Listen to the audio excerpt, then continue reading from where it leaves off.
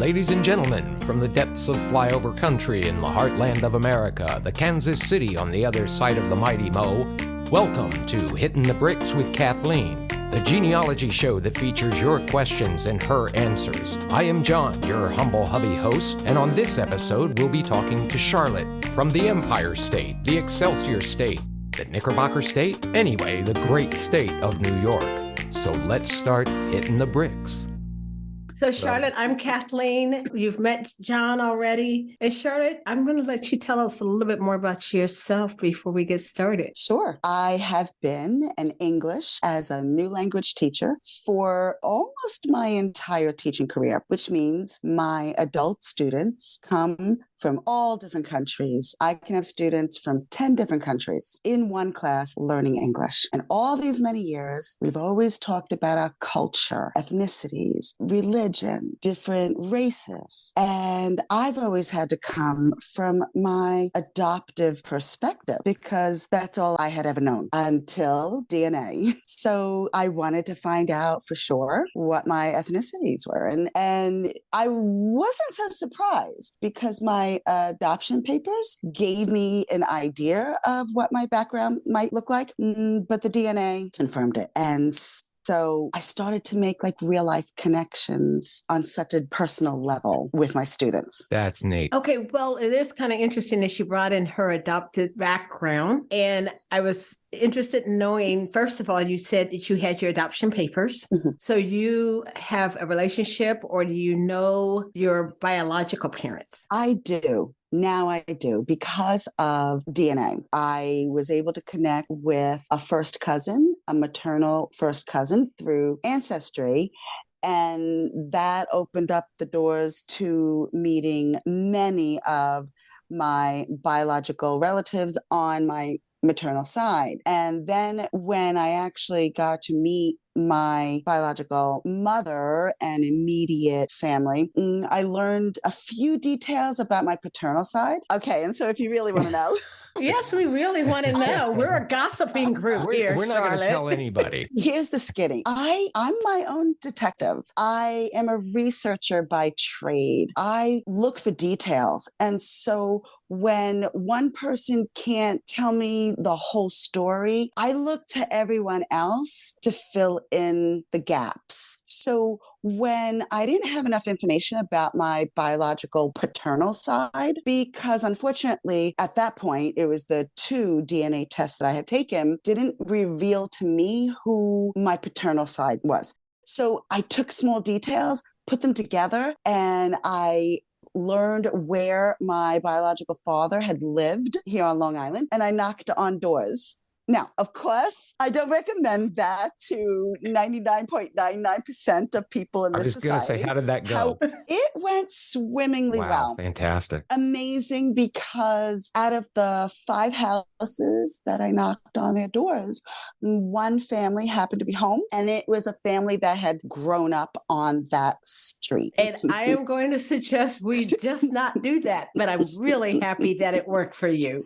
That's a fun way of doing it. It was fun. I said a prayer beforehand. I made sure I had God's protection on me. Totally protected. And what was amazing is that as soon as I was able to make a connection with someone on the street, there was such a snowball effect. Within a couple of days, I had spoken with my biological father. Wow. I think this is fabulous. A lot of people aren't even successful in doing that, but in small towns, they do it. I mean, we all do it in small towns, especially because the older neighbors do know the information that you're looking for. So I'm going to ask you, what is your actual question, Charlotte? So my question is, how can my biological first cousin maternally match with me also paternally? Because I know who my biological father is now. He does not. I know that there were many friends that lived on the block together, but unfortunately, my biofather doesn't know who my cousin's biofather is. But when I look on the DNA websites, my cousin and I have the same matches, but different CMs. So Yes. how can this be? You mentioned to me that some of these matches are your first, second cousins or second, third cousins, and they're his fourth, fifth cousins.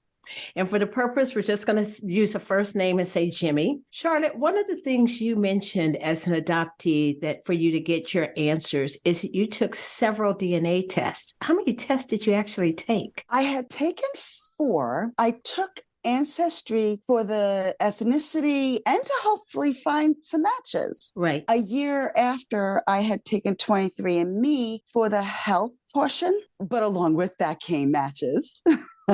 Of course. And then it wasn't until I came in contact with my biological father that we tried Ancestry with him. But as an older person, it was just too difficult for him to complete the Ancestry test. He tried, it didn't work. So I researched and found that family tree DNA, because it was a swab, worked better for elderly people. And because we live in separate areas, I live in New York and he lives in Puerto Rico. So I had to send him directions and he had to do it independently. Family tree DNA. I did that one with him, but then I also did my heritage. And Charlotte, you did exactly what we suggest.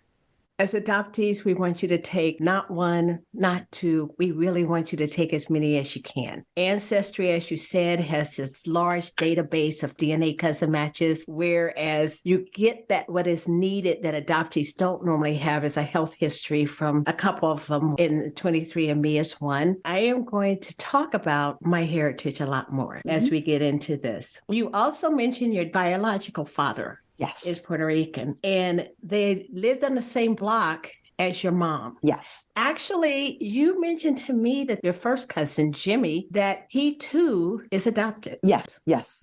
And his mother and your mother are siblings. Correct. So it was more than fun working on this project, because your question is, how is it that Jimmy's your first cousin on the sister's side? You have between 814 to 853 shared centimorgans. That's perfect for first cousins. And now the question is, but why on your father's side is Jimmy also related to the same cousins as you are? Yes. How does that happen? Yeah, I'd like to know. It happens, don't we all?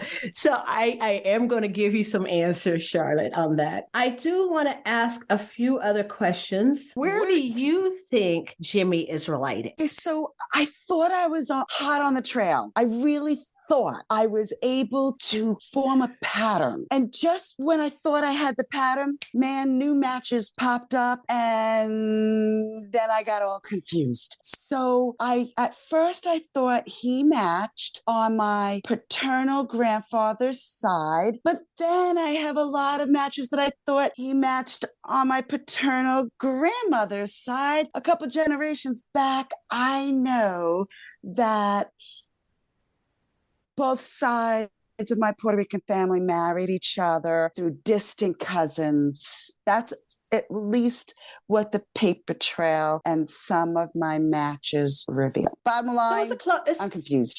Okay, it is a very close community, and there's a lot of marrying going on in this little community. So let me walk you through this. Your family tree kind of looks like that, Kathleen, doesn't it? What, a large circle? Where the tree actually, the highest branch starts meeting the roots. You're hurting my feelings, John. Well, Just hurt. Hey, it happens, right? Well, it actually does. And no, my family tree has branches. I know it has branches. Does. I'm not being ugly here. So how does this happen? How does this happen? We know quite a bit about Charlotte's biological parents. Charlotte, she knows her father is Puerto Rican and her mom is European. And she's from where in Europe? Germany, specific parts of Estonia, and St. Petersburg, Russia.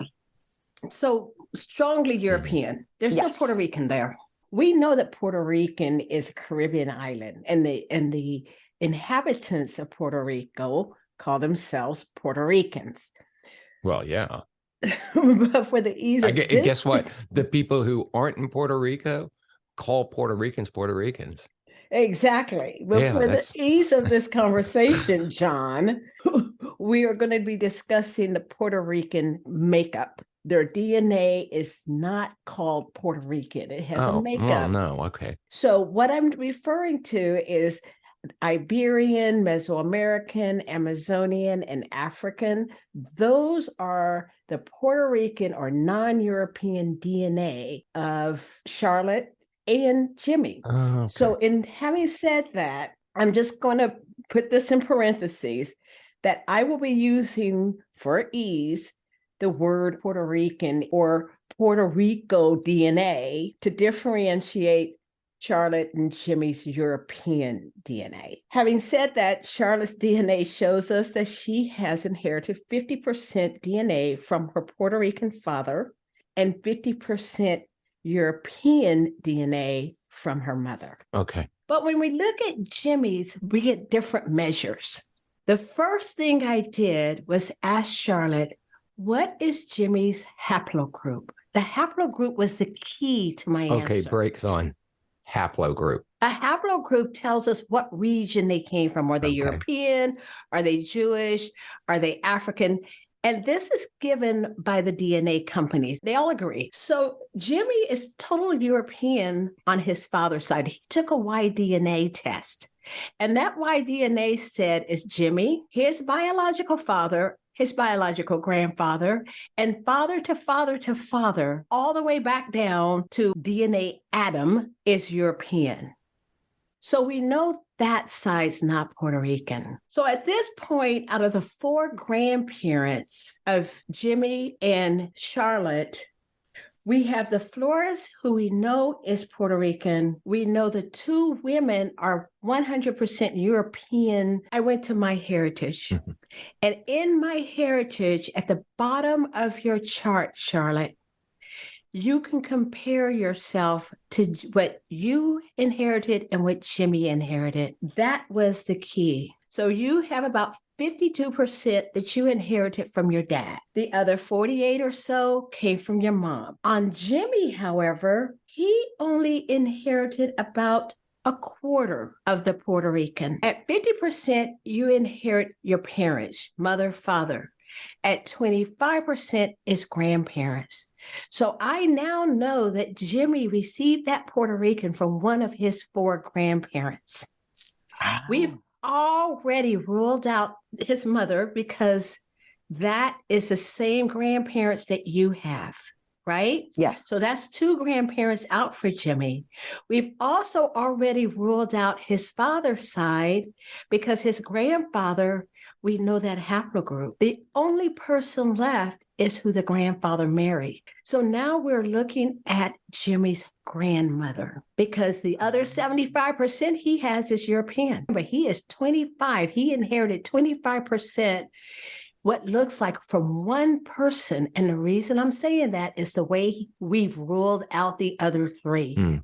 And so you're saying his paternal grandmother. Mother. Exactly. Now I'm going to show you a quick trick that I do. And that is I make a fake tree. I don't even have to know the names. As a matter of fact, I didn't know the names. So basically what it says is we're not working with anything on Jimmy except his paternal grandmother. And so what I put, my tree is like this. There's Charlotte and there's Jimmy, 2 different trees. Charlotte tree says Flores dad, European mom. That's all it says. And then on the grandmother's side, it says 2 Europeans. On the grandfather's side, it says 2 Puerto Ricans. Jimmy's paternal grandmother is 100% Puerto Rican. Oh. Jimmy's father is 50% Puerto Rican, half European on his father's side. Because the paternal grandfather was 100% European. Exactly. Now that means Jimmy is 25% Puerto Rican. You see how I divided that? Yes. But we have a few problems. Have you or Jimmy received your original birth certificates? I actually did not need mine. I did not apply for mine, being that I know who mine are. I took the paternity test. Right. But Jimmy I believe he ordered his from New York, but I could be wrong. I would say get it anyway. Jimmy's might tell him more information because he knows the mother's name through you, but he doesn't know the father's name. This is my problem. The father was biracial, right? He's half Puerto Rican, half European, which makes it a little tricky because in your area, in this time frame, it is possible that he also was adopted out. Charlotte, your mother was born around what, 1940s? 1950. 50, and another 20 years, 25 years from there, or 20 years from there. So let's say 1930s or earlier, where there was a lot of maternal homes because a lot of children were born after World War I or during that time frame. They were born out of wedlock. So that's why I'm saying the father may not be on that birth certificate. And it's possible that Jimmy's father was also adopted out. We don't know. Right. So sure. Jimmy definitely wants to receive his birth certificate. Is there a path after that when you're looking for, or is that jumping to a conclusion at this point? Is that a viable path of research? Yes, it is a viable, great question. It's a viable path of research because not only can Jimmy get his birth certificate, he is descendant of his father's. He can get that birth certificate. Okay. So he wants to get his father's birth certificate also. If the father's name is on his birth certificate, which it probably was at that point, because by this time it wasn't as taboo. And you can also check Catholic records if you don't have success on the birth certificates. They normally were registered, even if they were adopted out. It would not be my first place. My first place was to get Jimmy's birth certificate and to obtain his father's birth certificate if his name is given on that record. That would be the direct way to do it. So I'm just going to summarize a little bit of what I'm saying. Okay, I tried to first eliminate through haplogroups where Jimmy's Puerto Rican side could possibly be. And that 25% we know is a grandparent, everybody else was European. And so we have one person who's a candidate, and that is his paternal grandmother. I also mentioned that you always want to create trees. The best part about testing on all four is you have a lot of DNA cousins to help you work with trees. Jimmy will also. So what you're working with is to build Jimmy's trees.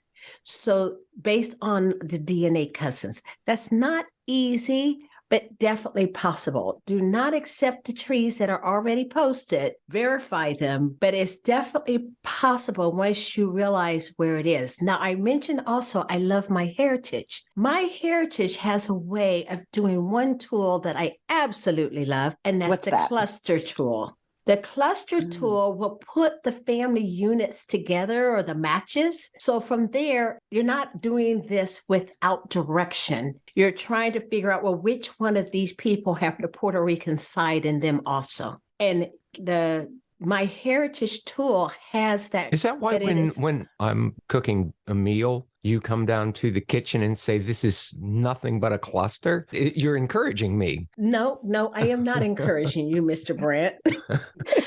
John, you come out with these really interesting comments. I've been taking note from your other podcasts. Oh, no. Oh, no. He's revealing our 25-year marriage dynamic. Yeah. We'll see if we do the 26th one. We'll see if I'm re-upped for that one. Yeah, we only up once a year. I might be forced into retirement. Now, your third suggestion is Jimmy's original birth certificate. Yes, because New York does have the open records now. So what if it doesn't say anything? You're going to build trees. The trees and the DNA is going to help. With Jimmy's side, you have his Y side, right? You know you're going to eliminate that whole side. So remember I said we're trying to eliminate first. And now we're only wanting to concentrate who actually has the Puerto Rican blood on the other three tests. On Jimmy's test, he has the Y, If they show up in his MyHeritage or 23andMe, we're going to eliminate those people because that's not the family line you're looking for. You can actually solve this problem because you're only working with one person. It's an unknown person, but you're going to eliminate the 3 known. So what you're looking for is those DNA cousins that Jimmy has that's Puerto Rican that you don't have.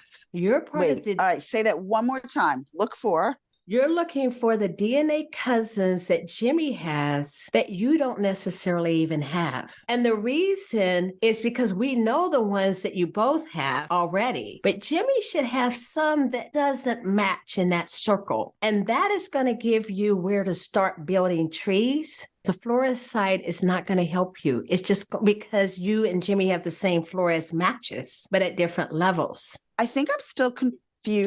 Okay. So how does finding someone who isn't a match for me help the situation? Jimmy's mother, who's half European and half Puerto Rican, those Puerto Rican people also married other people, right? Yes. The ones that you all have in common doesn't lead you to his mother directly. You're doing this elimination because you're going to find all the Floreses that you two have in common. But Jimmy should have some other people that the Floreses married on the other side. Who are they? Even though you and Jimmy are first cousins, you both have other first cousins that you're not related to. She's not related to his and he's not related to hers. Exactly. So Jimmy is going to be related to first cousins that are based on his father and his mother's side. Okay. Right? And so by looking at the matches, right off the bat, I see on his ancestry 2 cousins that I don't have. Right. Are they Puerto Rican? Exactly. That's what we would have to look at. That's what you're saying. We have to look at. Yes. You are wanting to pull out as many Puerto Rican cousins that Jimmy has to get you closer to build trees because you can build out the Flores side. Now you need to build out the other people. Jimmy's paternal grandmother is 100%.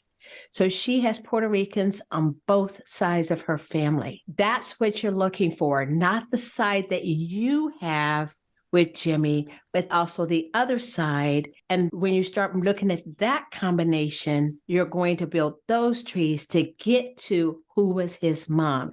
So at this point, you're looking at second cousins because second cousins have the same great grandparents. First cousins have the same grandparents. Second cousins have the same great-grandparents. So you're looking for Jimmy's second great-grandparent Puerto Rican family. Oh, that sounds easy. No, it's not as hard as it's. I told you beforehand that it's going to be hard for me to explain this, but it really does make sense when you just sit down and first start off with your own tree like I did. That this is my tree. These are all the people I'm eliminating. If Jimmy and I match on any of these people, I'm eliminating. All you know is Jimmy's paternal grandmother is 100% Puerto Rican. So Jimmy's father inherited 50% Puerto Rican from the mother and 50% from the father. That's correct. Because it's his father. And so looking at the era, the culture, it is quite possible that a biracial baby would have been given up for adoption, placed outside the family, in which case there's a big gold question mark as to where Jimmy's father, where he fits in. So very interesting. And if you're doing a search back in the 1940s and 50s, there were only a few homes for unwed mothers, Catholic, between Nassau and Suffolk counties. Okay. Mm-hmm. Yeah. So strictly looking at ancestry, because I just quickly did that to refresh my own memory, looking at our shared matches on ancestry, one cousin and I share 336 centimorgans, and that same cousin only shares 24 with Jimmy. Right. Another cousin shares 251 centimorgans with me and only shares 23 with Jimmy. And so just looking at like 5 people, that seems to be the pattern. And those are the people you want to build your tree. Okay. Because those are Jimmy's great-grandparent. He will have what we call a most recent common ancestor with those people are going to be great-grandparents or great-great-grandparents on Jimmy. At that 25-ish, Centimorgans is going to be great-grandparents. Yes. You and Jimmy together share about 800 Centimorgans, right? Yes. So by the time we're breaking it down, and there is a chart, and I will send it to you by Blaine Bettinger. Okay. You will see how big that range is. It's really big. And the thing is none of this is black and white, because they also might be first cousins twice removed, second cousins 3 times removed. Boy. It gets more and more complicated. But you're wanting to look at trees, and then you want to verify the trees that you have. And then you might have to come back and build the trees that you have gathered that are not correct, but look like a good match. So, Charlotte, basically what I'm saying is first you need to eliminate. So you're going to eliminate anyone who's related on the European side. We got that, right? Yes. And so we're only working not with your Puerto Rican, but Jimmy's Puerto Rican. I'm going to send you a chart so you can see about how much shared Centimorgans you should have, that Jimmy should have with the right cousins that he's interested in on the Puerto Rican side. You're looking for second cousins on Jimmy's side, on that Puerto Rican side. And don't worry about whether or not you're related to him. But if you know your side and you can't put Jimmy in it, go to someone else's tree. Let me just put it like that. I think that's clearer. Okay. Because you can build out your tree because you know your Flores side. And as you're building out your tree further also, because you'll want to know your great-grandfather and his family, you're going to build out Jimmy's trees. But just keep in mind that you're not at the same generation. Now I understand that his Puerto Rican percentages come from a different generation than mine, whereas my direct biological family, they still live on the same mountain in Puerto Rico. They're there. Any plans to visit? We have. Through this whole process, Jimmy and I have been so close, more like brother and sister versus cousins, and we really lift each other up. He applauds and is my biggest cheerleader.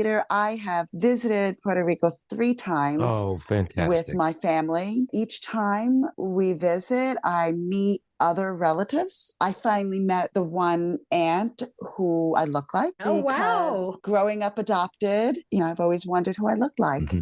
And I never looked like my beautiful adoptive family. Right. I was the only blonde in an entire Italian family. And so, and that I was like a Capitone baby in the summertime. Mm-hmm. And so I've been enjoying this journey. I've taken Jimmy and my other family members along for the ride with me. And through this whole time, and without me crying, our lives have overlapped in so many different ways that Jimmy from my biological maternal side and my biological paternal side, we all lived in the same community growing up without knowing it. My mother gave birth to me, on the other side of the county, but little did anyone know that I was actually adopted and brought back into the same community that she was raised in. So having said that, back then,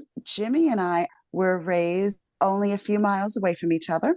Although we went to different elementary and middle school, we came together in high school. But you didn't know it. But we didn't know it. I'm 2 years older, so different groups of friends. And our school district was so large that we had 2 high schools. So by the time Jimmy was in high school, I moved out of the school district. Isn't that just... It's amazing. Yeah. Wild? Yeah. We went in the same circles. We had many of the same interests. And through our life journey, we shared similar education interests, hobby interests. I think it's just pretty wild. It's been an incredible journey. It's a really neat story. And the amazing parts about the genealogy, which I don't bother with the research, but what I understand from Kathleen's client and meeting them and also understanding the research that goes in behind it. But what is really interesting about genealogy is that a lot of people think it's all about the past, but it really is not. It's about the present. And so those connections, it's just absolutely amazing to have, you're digging in the past, but you're talking about your present. And you know what's even more amazing, Charlotte, is John actually listens to me. I am like ready to tear up. It floors me as well, because for an outsider who perhaps just this isn't as relevant to their life, my husband often gets confused because I talk in circles because I get so excited over my discoveries. Yes, But when he catches on to it, he's like, wow, that's really cool. I'll give you a snippet. Through my research, I found that my biological paternal grandmother was a twin that most of the family members did not know about, did not talk about the twin that had passed away, because there were 19 children in that family. And my biological father is one of 16 children. Charlotte, I need you to start building with your own tree, because you have 19 people to work through on your father's. Actually, because he's one of 16. Yes. And his mother was one of 19. You need to do your family first. And I mean, going back to your great grandmother. I'm having trouble finding enough information. Catholic Church's records in Puerto Rico. All of it's going to be through your Catholic Church records, because in this case, remember, you're looking for a genealogical question. You're not looking at this point for all the family stories. Just get the genealogical question so you can build a tree. And that means birth, death, marriages. Start with your tree, then build out what we find out on Jimmy. When you start giving me those numbers, that changes my research plan. Let me ask you, do you have any other questions for me while we're here? That's loaded. Oh. So on this topic, Charlotte, on this topic only. So that without having actual physical people to talk to about relatives, and without having the church records at my disposal, I'm going to be relying on trees that have already been posted on the websites, correct? You are going to be using trees posted on the website, not relying on them, because they may be incorrect. Correct. I have to do my own research. You're going to build your own trees, but most people know their parents and their grandparents. So that part you can use. But because you need to go another 2 generations, that's why you want to build out your trees. All right. Now, so we're looking at Jimmy's paternal grandmother. Yes, that's the level. At some point lived in Puerto Rico. And Jimmy's paternal grandmother may very well be related to you on your great-grandparents' side. Got it. Okay. At some point, everybody lived on the mountain. Exactly.